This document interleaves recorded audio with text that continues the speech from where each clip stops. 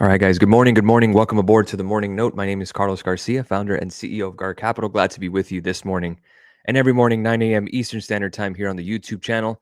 If you haven't already, make sure to hit that subscribe button, like these videos, comment any of your questions. Really would appreciate it as we're trying to grow our subscriber number to 10,000.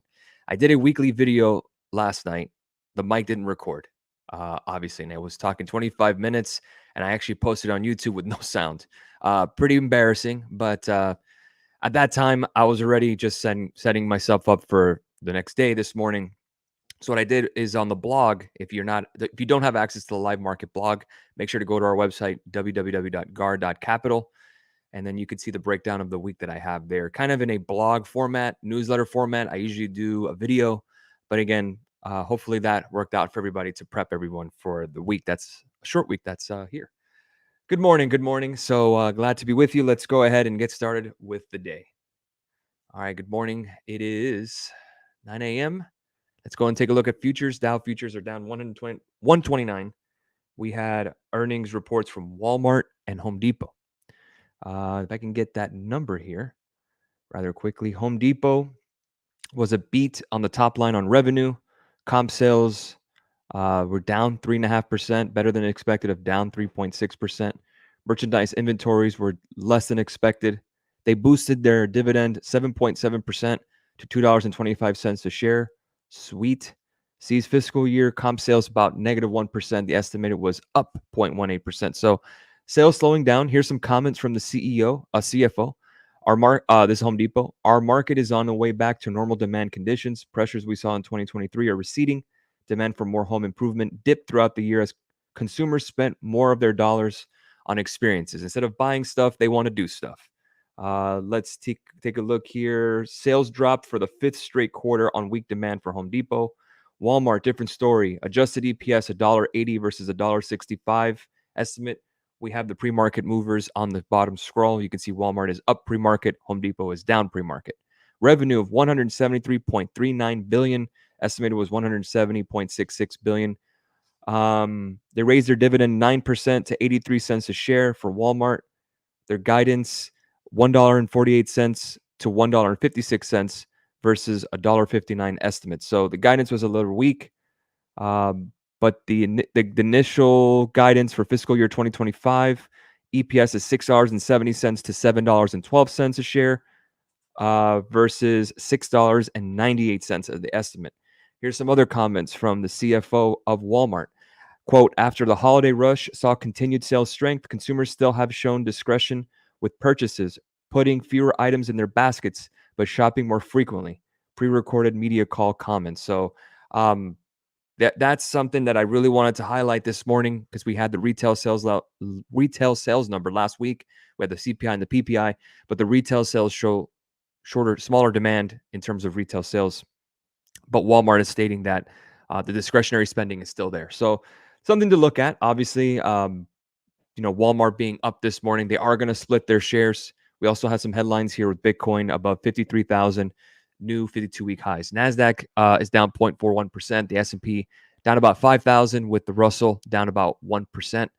The S&P is at 5,000. I'm sorry, not down 5,000. My goodness. It's down 0.34%. Interesting enough, the dollar's down and yields are down, yet stocks are down. What gives? The VIX up 3.26% today. Oil is even down today. Only gold is up. So that's really telling me what? Pretty much a risk-off environment until NVIDIA earnings tomorrow. That's the big one. We talked about it on the kind of the preview of the week on our live market blog. Let's answer some questions rather quickly. William asked for AMD puts. He also says good morning, and Ronan says good morning. Good morning to everyone who's watching. Appreciate you guys being on this morning. I actually have AMD calls, and you can see we're just compressing here. That wedge breakout, we hit it twice, triple top now basically at 180. We're just looking to break out of there. Really want to hold this one because NVIDIA earnings are coming. So if NVIDIA soars, guess what AMD is going to do? So the assumption is if NVIDIA soars, what I'm going for is that we run up into the number. We get above 180 or we start pushing higher with higher demand, getting close to that zone, and then we can start making some decisions ahead of the earnings of NVIDIA.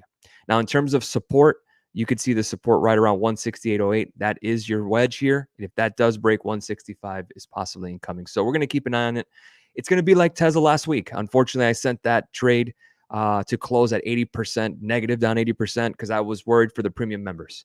Some of the members do get a little nervous holding for so long. So again, I was thinking about them. No excuse.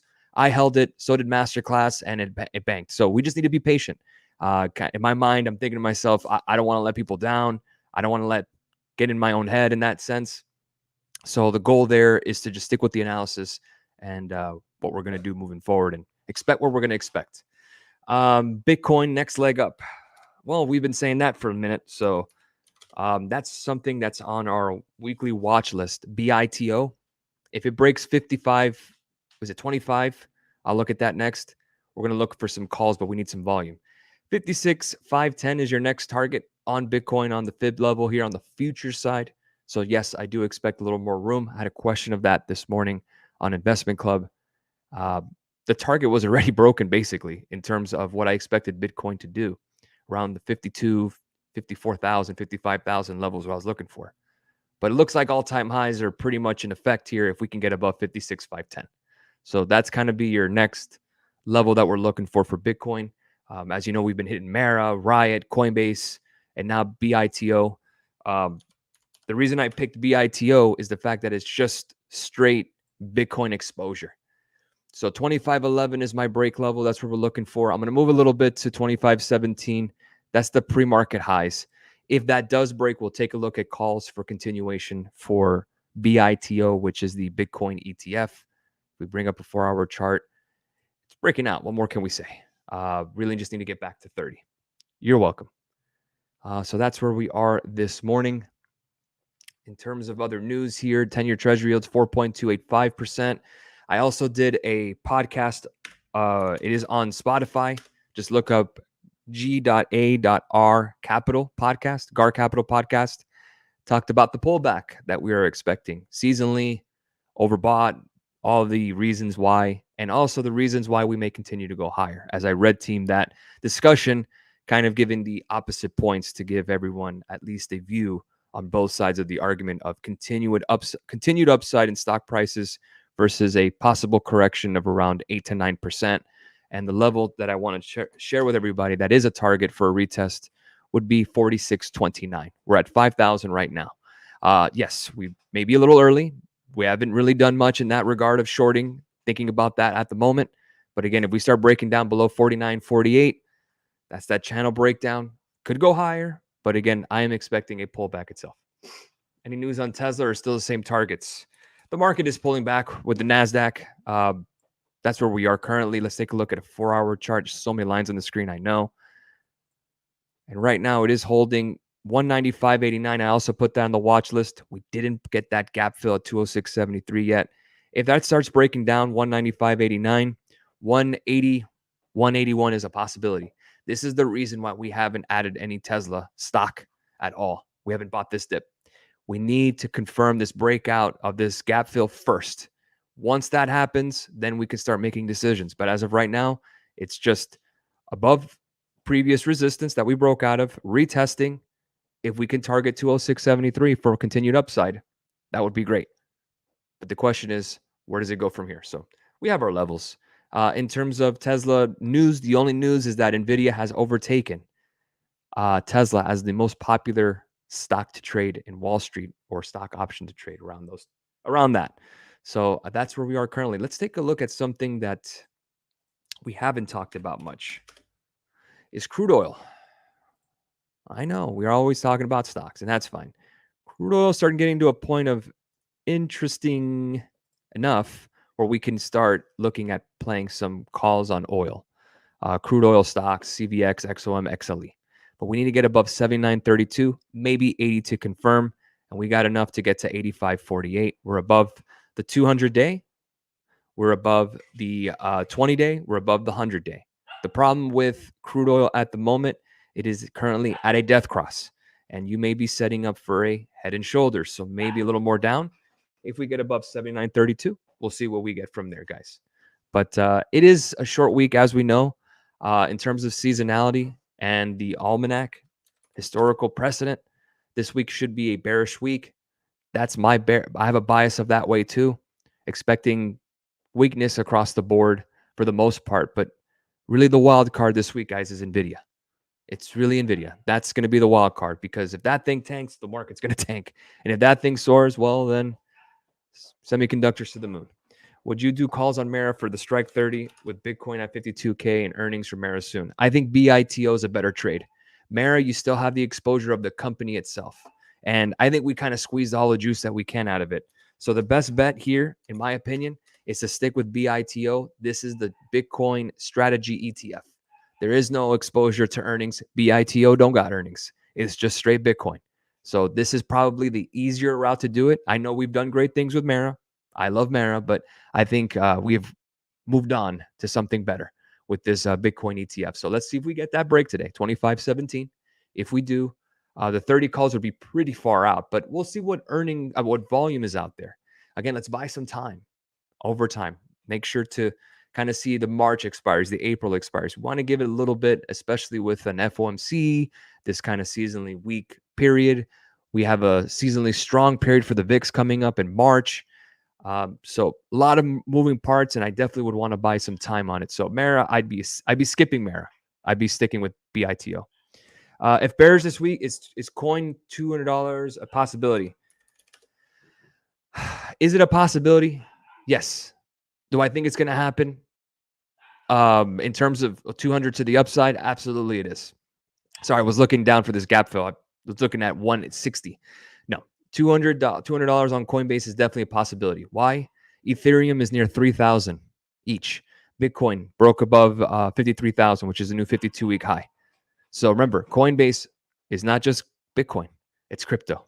So if Ethereum's getting some love, those altcoins are getting some love. Maybe we start getting some flow into Coinbase. Yes, Coinbase at 200 is definitely a possibility. This week, we will see. But we need to get above 193.64. That is your recent highs. Let's see what we get. Maybe we get those crypto flows in. Adobe and Microsoft.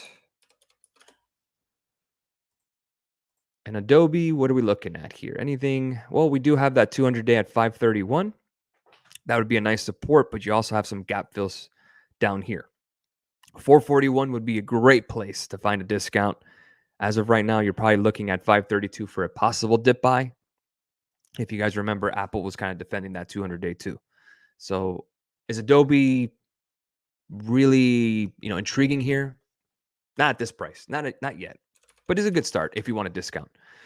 Microsoft is holding on to this trend line, kind of sans trend line. We broke down below it.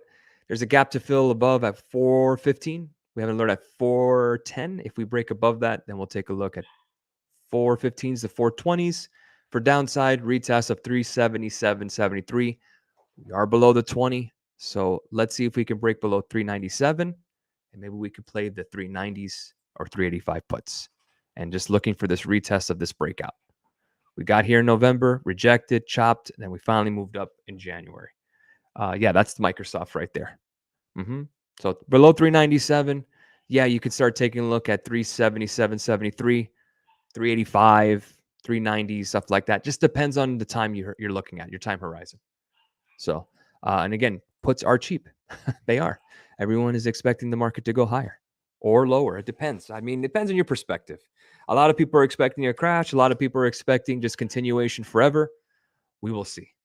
All right, guys, we'll go and leave it there. Have a great rest of your morning. My apologies for my pup yelling out there. He's upset. God knows why. I'm going to go check on him. Have a great rest of your morning. We will see you on the Live Market Blog team. Cheers all.